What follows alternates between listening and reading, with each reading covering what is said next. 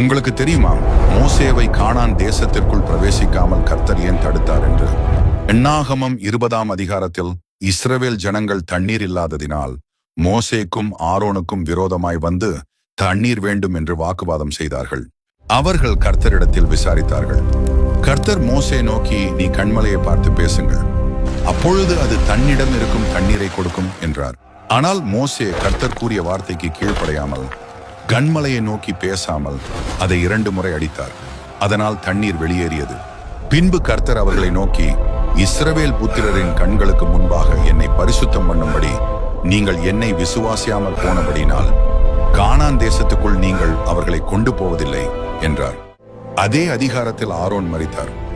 பின்பு உபாகமம் 34ஆம் அதிகாரத்தில் கர்த்தரின் சொல்படி மோசே நேபோ மலை மேல் ஏறி அங்கிருந்து கானான் தேசத்தை முழுவதும் காண்பித்தார்.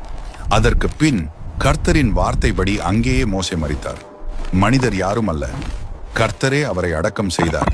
இதன் பொருள் என்னவென்றால், மத்தேயு 7ஆம் அதிகாரம் 21ஆம் வசனத்தில் இயேசு கிறிஸ்து சொல்லுகிறார், பரலோகத்தில் இருக்கிற என் பிதாவின் சித்தத்தின்படி செய்கிறவனே பரலோக ராஜ்யத்தில் பிரவேசிப்பானே இல்லாமல் என்னை நோக்கி கர்த்தாவே கர்த்தாவே என்று சொல்லுகிறவன் அதில் பிரவேசிப்பதில்லை.